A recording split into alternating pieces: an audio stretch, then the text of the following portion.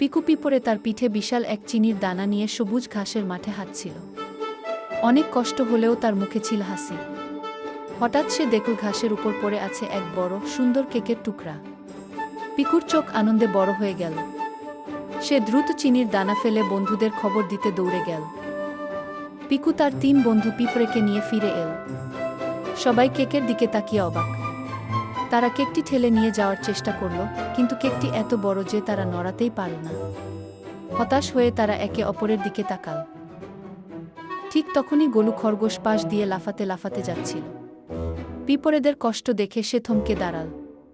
গোলু একটু হেসে কেকের এক কোণা থেকে কামড় দিয়ে একটি বড় অংশ ভেঙে পিঁপড়েদের দিকে ঠেলে দিল। পিঁপড়েরা আনন্দে গোলুকে ধন্যবাদ জানাল। তারা কেকের টুকরা নিয়ে হাসিমুখে তাদের বাসার দিকে রওনা দিল। গোলু হাসিমুখে নিজের পথে চলে গেল। মনে রেখো, একটাই বল।